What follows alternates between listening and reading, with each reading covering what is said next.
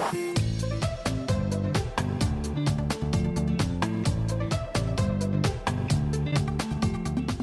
was a little bit disappointed with my LSAT score because I know I was not scoring that low on all the practice tests, but I freak out really easily on exams, and I really think that is what screwed me over in the end.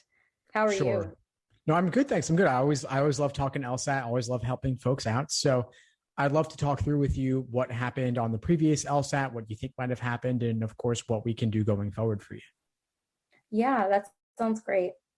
So So, you oh, said that you said that your practice test score, that your practice test scores were higher than what ultimately happened on test day itself, right? yes. So I was scoring in the high 160s. I even scored a 172 three times, and that's what I was aiming for because my top school is Yale or Georgetown. And so keeping that in mind, that's how I've been studying the past 6 months. And when the day came to take the LSAT, I thought I was, good to go, really prepared. And then just the whole proctoring system kind of really threw me off. This person was kind of like going through like my laptop in the middle of the sections. She just kind of stopped me and was like, oh, I need to check something really quickly and I'll let you resume. And then that just kind of threw me off my game because I just don't think that they were professional or really knew what to do ahead of time. And so that just kind of added to the anxiety that I already had. I was even stopped within 5 minutes of my last section, and I had to argue with the proctor to let me do that section again because she had wasted like 5 minutes of my time just to check my computer or something. And I wrote that down in the survey and everything that I sent back to the LSAC. And then another problem that I found that I was having is when I started the exam for about like 5 minutes, I was just kind of stuck reading the logical reasoning section, like question number one, and it just wouldn't go through my head. And I was having a lot of like built up anxiety and really straining my eyes since, you have glasses. I can assume like, you know what I mean, when things strain your eyes for a long time. So I think timing was something that really screwed me up, test day jitters, and just the unprofessional actions of the proctor really threw me off that day. Oh, this sounds like a terrible test day experience. So I'm sorry that you Yeah. had to go through that. I know how frustrating it can be. I hear stories from students a lot about proctoring issues. Then you also have the issue of that first question kind of getting stuck there. So those are two things I'd love to dive a bit deeper with you on. The proctoring thing, yes, these proctor issues happen. In some cases, they're unavoidable and they're just bad luck. However, there's one thing that you could potentially do going forward. It's not a guarantee, of course, proctors are human, but it's worth a shot, which is before you start the exam, next time around, you ask them, hey, if you have to pause, if you have to do anything during the timed portion of the exam for any reason, can you please pause the clock? Just please pause the timer before doing anything because this exam is strictly timed. Every second counts. Of course, they may or may not honor that, but at least you'll know that you tried. So that's one thing that comes to mind. Regarding the first question kind of getting stuck there, I do get what you mean. Sometimes I'm looking at something and kind of just my eyes glaze over and all kind of runs together. Mm-hmm. So I hear you if that's what you were experiencing. And that relates in part to doing a warm-up beforehand, maybe. So maybe before you start the exam, if you do a warm-up either on paper or on LSAC site, so at least it's not the first question you're seeing when the exam begins. That's one thing I recommend. Another thing would be to cultivate mindfulness to be able to just let yourself move on and not get stuck. Typically, I would recommend that sort of thing for tougher problems. Presumably, question number one, it wasn't the difficulty of the problem. It was something else going on, maybe around stress or anxiety. And of course, if the proctor stuff happened before that, I could, of course, see that impacting. So let me know how that sits with you. Yeah, definitely. I will try that out next time. I think everything is going back to in person now, but No, it's not. It's Oh, not. No, where'd you hear that?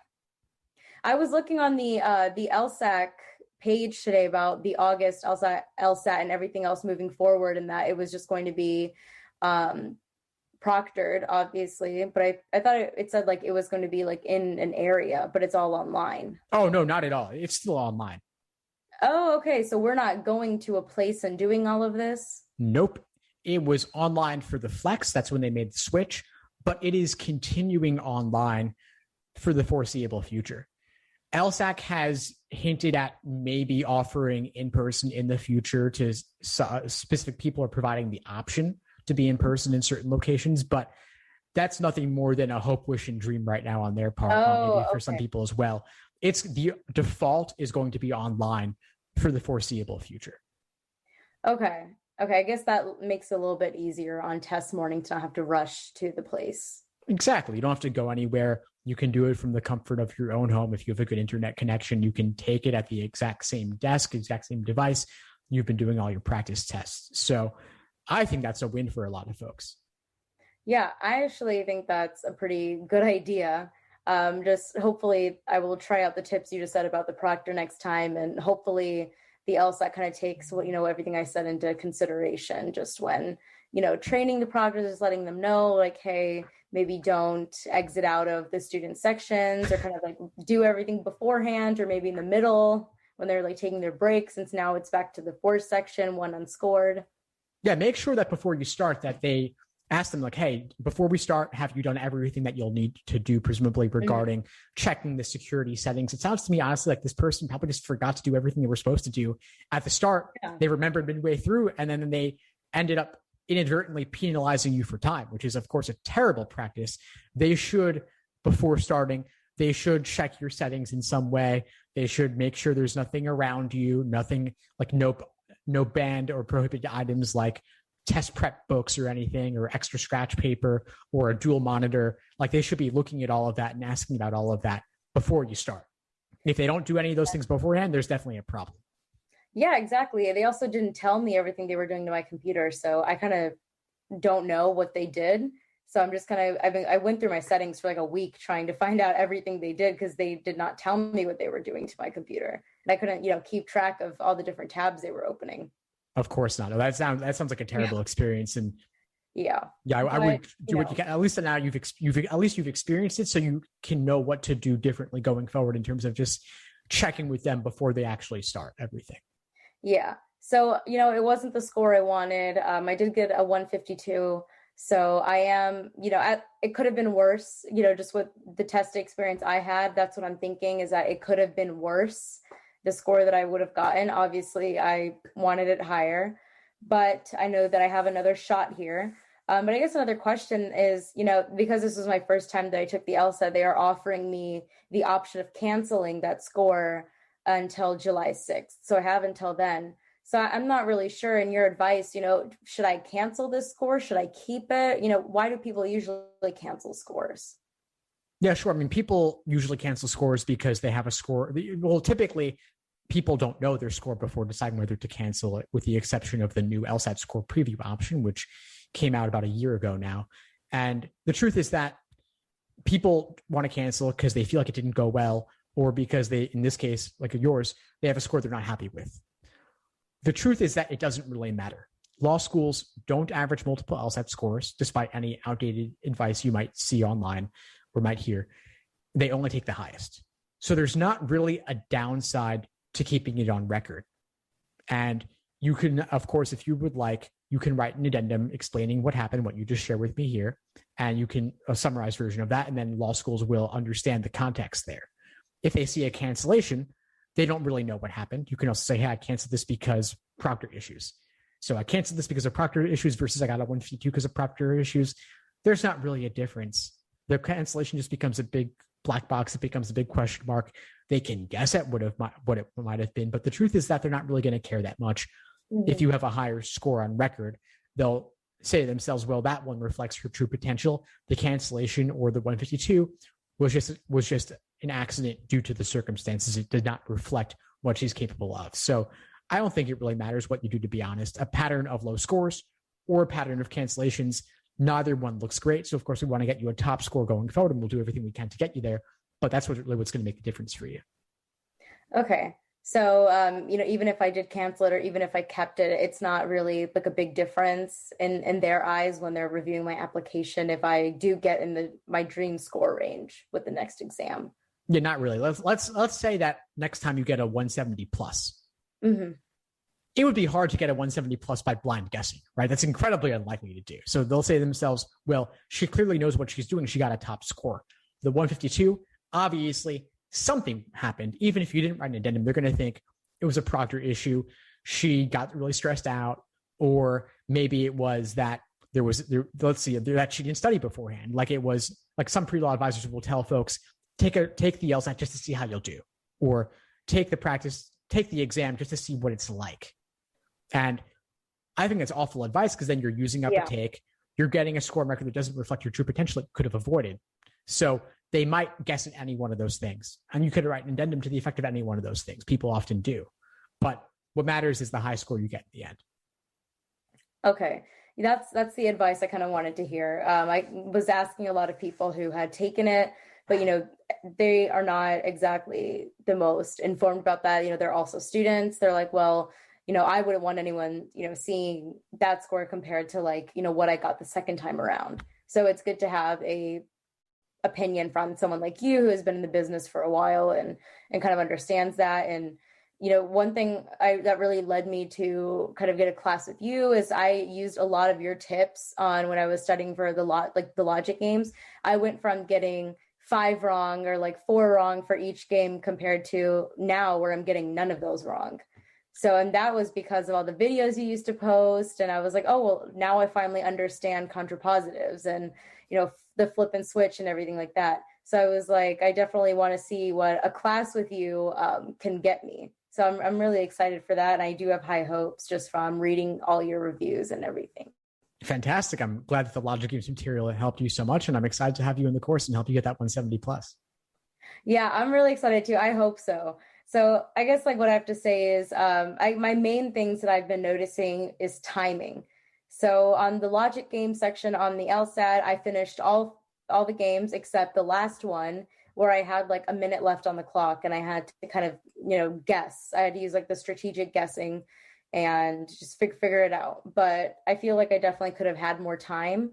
But I think a little bit of the problem is that, I'm diagramming every single thing, every answer choice, everything. And that's wasting a lot of time for me because I'm always doubting myself when I make my inferences oh, well, maybe this isn't right. I should just diagram everything to make sure. And that's wasting 4 minutes for me on each of the games. So timing is a really big issue. On logical reasoning, let's stick with games for a minute, if you don't mind. Sorry. I want to make sure we don't lose any of what you said about games, and we go deep there. Yes. So that you're diagramming everything. Yeah. On games. Does that mean you're diagramming all 5 answer choices? Yes. Which is probably not the best thing to do. It just takes too much time. That's the problem with it. So we want to help you speed up on games by helping you get more efficient. Mm-hmm. And more efficiency can come from maximizing your reuse of previous scenarios you've drawn. It can also come from strategically prioritizing some answer choices over others. So if a particular answer choice contains a particular variable that seems relatively more likely to be impactful in some way based on the question that they're asking, you may want to start there. So you can look at which variables appear in the greatest number of rules, which variables have the greatest number of inferences associated, which variables seem most powerful or most limited, and begin with those rather than just going A to E. Right. And the other thing about going through all 5 choices is that sometimes it becomes double checking or double confirming, where you already have a choice that works. You've already seen this could be true. So it's your answer. Now, it may only take a second to check the others, in which case I recommend checking the others just to confirm.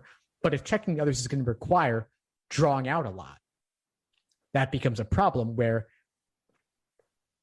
double checking or triple checking and getting more confidence in that answer, if that's preventing you from getting to a game altogether, there's obviously a massive downside there. Mm-hmm.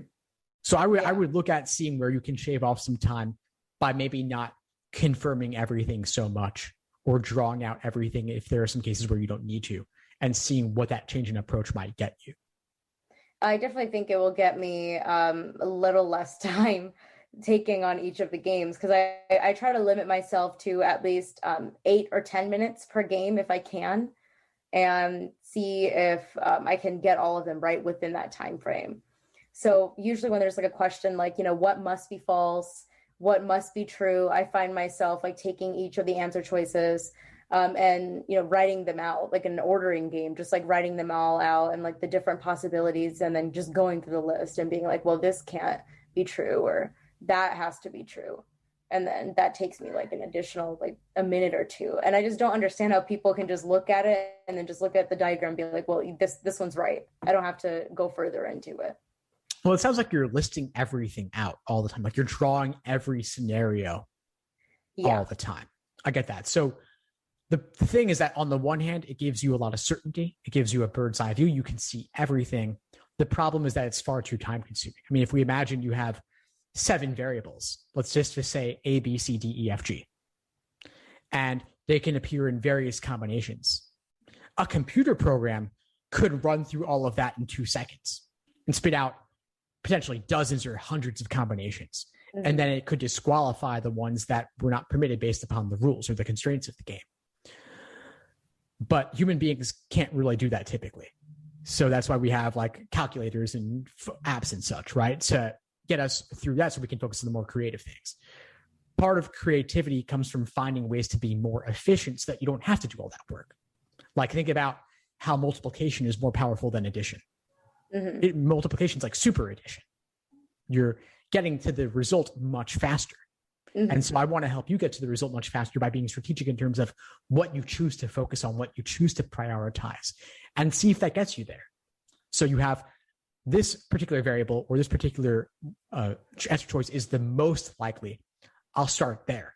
And if that's choice C, you start with choice C. Maybe you never even get to choice E because that was so low priority. So you can save the time by not even touching that one. But you can't draw out every single possibility for every single game up front. You also can't do it for all 5 choices. We call that brute forcing. And it can be accurate. The problem is that doesn't work with the time constraints of the LSAT. So you can't get there within 35 minutes in a section or 8 to 10 minutes per game. By the way, the 8 minutes and 45 seconds per game is only an average amount of time you have per game. I wouldn't want you to feel like you have to limit yourself to 8 to 10 for each of the 4 games. Some games can and should ideally be done in less than 8:45, and other games might take 11, 12 minutes, and that's okay. So, for example, some of the grouping in out conditional chain games, like the classic Birds in the Forest game, Test 33 Game 2, that can be a 6-minute game. It might not seem that way at first. You get there with time. But if you're used to doing games like that, you can do that one super fast, then save up the time for the tougher games that really need it, like the CD's game featured in Legally Blonde, Test 31 Game 2. That's got to be an 11, 12-minute game at least for the majority of people. Oh, yeah. And, I remember when I came across that on my test prep books, and I was like, oh, my gosh, I know this from Legally Blonde. Like neither type of opera, neither type of jazz is on sale. And that took me like 15 minutes. It was one of the most difficult games that I'd ever come across. Yeah, it is. Definitely for me as well. I think it's one of the toughest games of all time. And if that takes you, like, you can't do that in 8 to 10 minutes probably. Yeah. And that's fine, though. The idea is that there's some other game in that section that you blast through. So you build up the time back you can apply to the tougher one. And so if you try to limit yourself to 8 to 10 minutes on that game, you're going to be banging your head against the wall and feeling frustrated. And you don't need to. But that also means that for the easier games, like maybe a simple relative ordering game or a game that fits a mold in certain ways, if you've seen enough other games like that already, you have the pattern recognition that automatically leads you down a well-worn path. So you're not reinventing the wheel on test day. Yeah, definitely. I think it'll be really helpful to understand that timing, but then also look at ways that I can reduce how much time I'm spending on each, especially if it's not, necessary to spend that time doing that. And I definitely want to have like a little bit of time left over so I can double check on the ones that I felt a little bit skeptical about and make sure that it is the right answer. That's what we want for you. We want for you to have a time bank on each section so you can go back to any that you might have flagged. This becomes especially useful in logical reasoning, and we can go there next. I know you had something to say about that. Logical reasoning, you might flag at least 3 to 4 questions, and that's fine. I'll flag 3 to 4 questions in one section because I just don't want to deal with them in the moment. But I'm working at a fast enough pace that I can then circle back to those later and feel like I'll have the time to deal with that. But anyway, I know you had a question on logical reasoning. Let's get into it. Yeah, so what I found on test day was I was spending way too much time on some of the questions. Like I know, if it's a little bit difficult or if you're not, getting onto the concept, just flag it and move on so you can get as many questions as you can without like, spending so much time on one. But I don't know why that didn't work for me on test day. I was like, oh, I can figure it out real quick. But I think my number one thing was that I can't think, or I wasn't thinking like the test makers. I know that's like one thing that you did say was changing your mindset about how you approach questions on logical reasoning, is that it's not like the way that we think about questions, but it's like, what do they want us to like think? How do they want us to approach these questions? And so it's a matter of like, what's like the best strategy for solving logical reasoning questions? Like, how can you tell like, which one, like which answer choices are too broad or which ones are like completely irrelevant? Because on some questions, a question that I thought was very like an answer choice that I thought was really irrelevant turned out to be the right one because I'm not understanding what they want me to do here. And so I don't even know. I'm getting like 5 or 6 wrong each. And then when I think about it after, I was like, oh, well, I could have gotten that, but I wasn't thinking like that in the moment. I hear you. So in the case, there's many answers to your question, right? There's not just one. But what you brought up about irrelevant, answer choice seeming irrelevant, to me, that comes down to certain question types like even, strengthen, or weaken, or necessary assumption, where there is some alternative possibility or explanation or factor that wasn't directly stated in the argument, in the stimulus. And so being open to those outside the box factors can be a game changer for you there. We also have the question of what exactly are they asking you for in the question stem. So that's where we get into moderate versus extreme language. So I look at things like that. Part of it is based on the question stem type. Then another factor is the stimulus. So you can think about what do they want you to do. That's where I think question stems come into play. What perspective do you need to use to view the answer choices with? But then for a stimulus, I think about what tricks and traps are they laying. And there's also tricks and traps in the answer choices too that relate to perspective. But in the stimulus, I'm thinking about how do they level up the difficulty of a stimulus. Part of it's failing to use indicator words. I think a lot of students become too reliant on indicator words for evidence and conclusion or for necessary, sufficient. You also have things like unless, except, until, without. You have them burying the conclusion in the middle. And so if you can untangle all of that and understand the logic despite what they're doing to hide it, you can then better navigate it. Definitely. That's what I was thinking too. I, went ahead and was looking at all these different like strategies for people who gotten through it. But every time I took all like the practice tests, I noticed that the question types that I struggled the most on at solving at, a decent pace are identify the flaw and weakening the question or weakening the argument. Because I feel like for weakening ones, I get stuck between like 2 or 3, and I think, well, both of these could kind of, destroy the argument. But then it turns out it's the one I wasn't even thinking about. Or with like flaws, I guess I'm just not really understanding how they want me to identify the flaw that's used there. So those 2 question types, I feel like I really struggle on. Yeah, that can be really tricky, especially for, let's say, flaw questions where they're using more abstract language. Yeah, it can be tough to get. Some are hard. Does it come down to the abstract language in a lot of cases, or is it something else, do you think? Yeah, sometimes it does come down to the language choices that they use. Some are easier than the others. Like some you can tell, well, causation doesn't just mean that both are related, right? Like there could be so many different factors involved in that. And so that one's easy for me to just select and move on. But then there's some where I just can't tell what the flaw is because they're not giving me like anything to work with, and it's just extremely vague. And okay, yeah. Their point, I guess. Yeah, well, in those cases, yes, the abstract language can throw you off, but you also might not even know what you're looking for in the first place. Yeah. And so to me, that's regardless. That's aside from the answer choice language. That comes down to what's going on in the stimulus. I would never want you to look at an answer choice until you already have an idea of what the flaw in the stimulus was. Otherwise, you don't even know what you're looking for. So I'd focus on the stimulus, figure out, they've already told you it's flawed, so you know there's something wrong with it.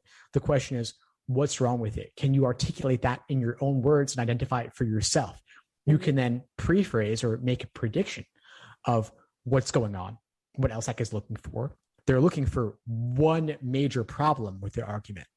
And then it comes down to looking at LSAC's descriptions of what you've predicted. And in many cases, knocking out what clearly doesn't fit, working by elimination. And then whatever's left, even if you don't fully understand the language, by elimination, that's got to be it. Yeah, I found elimination helps me a lot.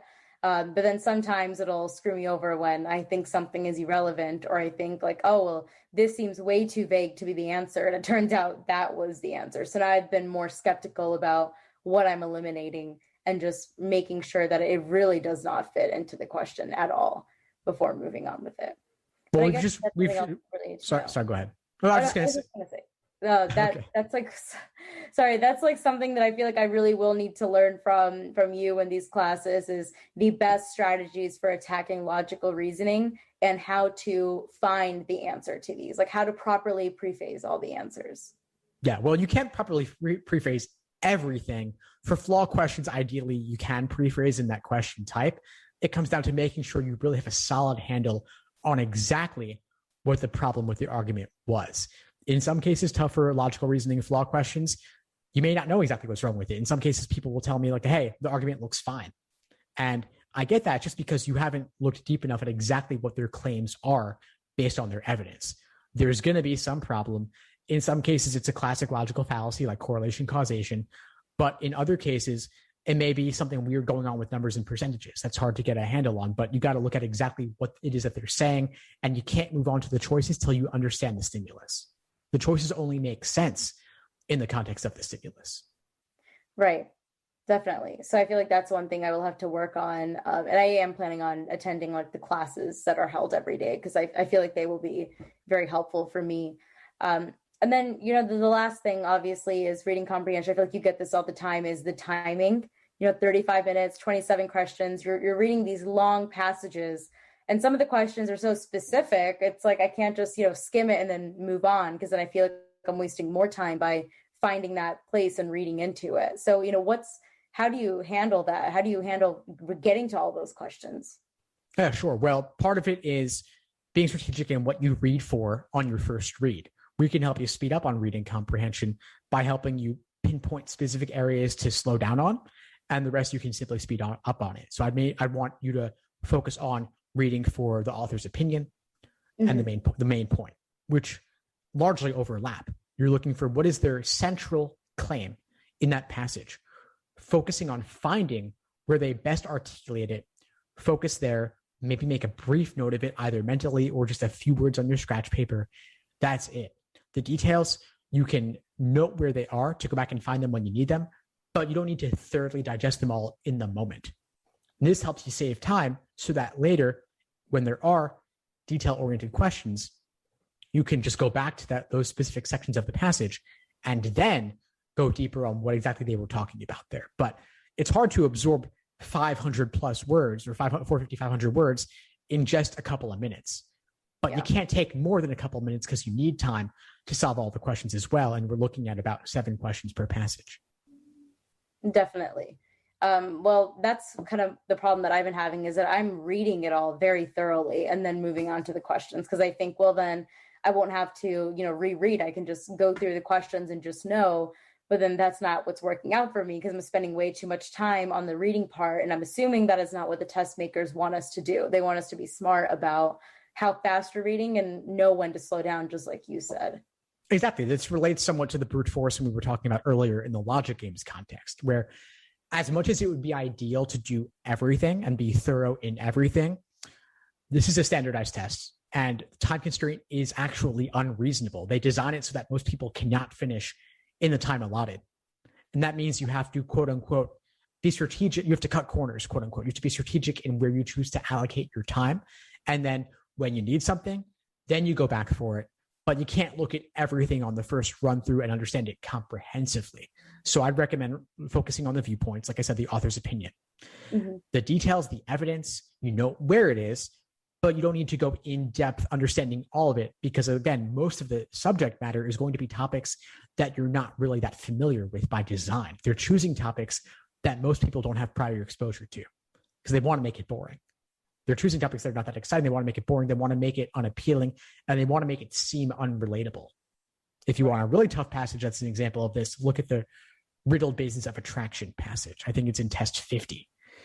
I would not have known anything about that prior, and I had to make up analogies for myself to get a handle on what they were doing, which is another tactic I recommend, where I'm actually going away from the detail they gave me and subbing in my own understanding as a layer on top to help me get through it.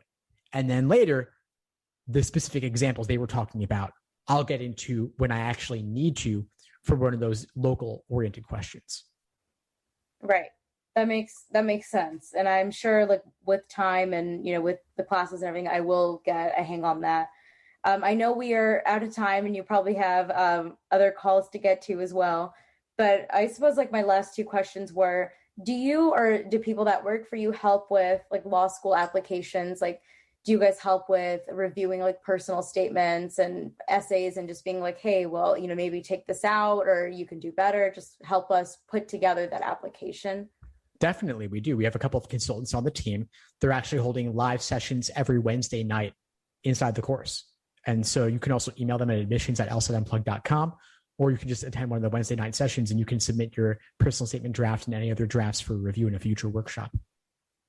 Okay, that's great. And they will help us kind of get that together and make sure that it's the best that it can be. Exactly. Okay, great. I definitely will need that. I had a few meetings with admissions directors at Yale and Harvard and Georgetown and was just talking to them about, what do they mainly look for in these personal statements? I will also obviously be adding a diversity statement. So it's more like, what are you guys looking for? What should I stay away from? What really captures your attention? Because I want them to know who I am and, why I would be a great addition to their school. So there's that. And then my last question is, I feel like I will need some one-on-one classes. I think the group classes will be really helpful, but just knowing me, the way that I kind of hang on to things as well, like in my mind, one-on-one classes will be really helpful for me. So how do I go about like scheduling that? Like, how does that work? Oh, fantastic. Well, it strikes me that you're extremely diligent and dedicated to this process. Just from everything, the kinds of questions you've been asking me are definitely higher level questions. And the fact that you're also looking into the admissions side of things as well already, you're meeting with people already, you're thinking about this already. I'm excited about the possibility of working with you. So yeah, so what I can do is I can send you an email after this call with more information about the one-on-one coaching. We can also have you fill out an application form. We'll book a separate call to discuss that specifically, and then we can take it from there. Okay, yeah, that sounds really, really great. I think I will definitely need that. So from now on, I am planning to take the LSAT on August 17th. So I have until then to kind of, whip everything back into shape and just really start on new strategies. Do you think that's enough time just compared to where I was doing the practice test and just knowing that my performance wasn't based on what I knew, but it was just more based on all of the external factors that went into it? And what do you think my steps should be now? Like, what do you think I should be attending all the classes every single day? What do you think I should do now? The fact that you were already scoring high 160s, you said 172 a couple of times, right? So you were up there. That suggests to me that you may not need tons of time, like the next roughly 6 weeks or so between now and August. That could be enough. So I would go forward with that in mind. And if you end up going for October instead, that's also okay. You can still apply very early in the cycle either way. But I'd aim for August. I'd say, yes, attend the classes, watch the course lesson videos. You don't need to attend every single class. There's too many for that. I don't want you to burn out. You don't need to watch every video. There's way too many for that. But you can pinpoint specific things. So if you're interested in logical reasoning flaw questions and we have a class on that, attend that one. Alternatively, you can watch the videos inside the course. We have several on flaw questions alone, full-length class recordings, at least six of them, I think. And you can also increase the playback speed if you want to get through more material and you can digest it during that time. So pick what works for you. There's a lot available, but don't feel like you have to do all of it. And then, of course, if we explore the one-on-one, that's also a way to do some more targeted, personalized support to help you maximize what you're doing for the next 6 weeks. Okay.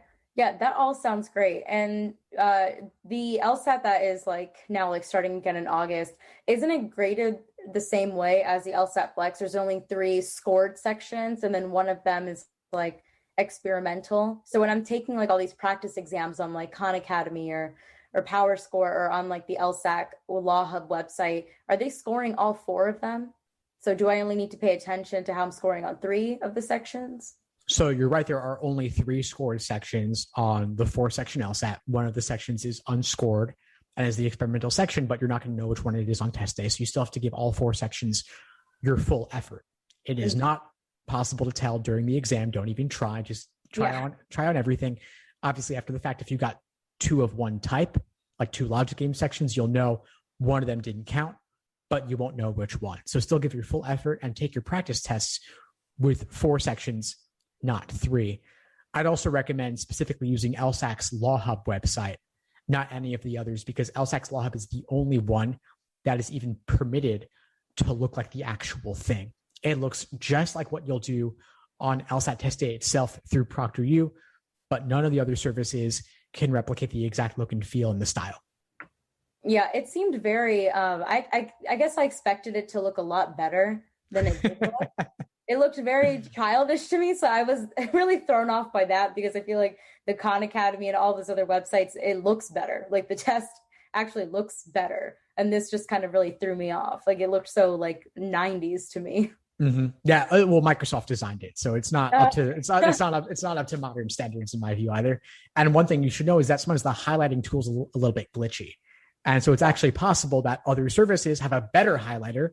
But while a better highlighter would be nice to have, you need to know what you're actually going to be dealing with. So you can say, "Hey, do I even want to use this thing or not?" Right. So I actually, that is one thing I did not do that I wish I did was look into practicing on Law Hub because I only got the email about it or actually looked at it because for some reason a lot of it went into my spam folder the day before the LSAT. So I never even got to go on Law Hub and really utilize the things on there besides like the writing service. That's all I was able to use. So I feel like if I had done that, that kind of would have prepared me at calming down a little bit on test day. Yeah, I would definitely recommend doing everything you can to get used to exactly what you're going to be dealing with. So yeah, I'm glad you know about Law Hub now. You're prepared for what the four section format will be. So let's get to it. Take a practice test or two every Yeah. single week, and we'll talk more about what you could be doing specifically. So I'm excited for you. I'm excited to have you in the course. I'm excited about the possibility of working with you one on one. So keep at it.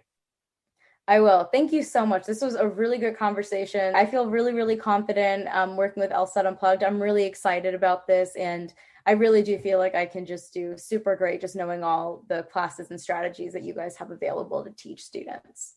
Awesome. I'm excited to have you on board. We'll be in touch.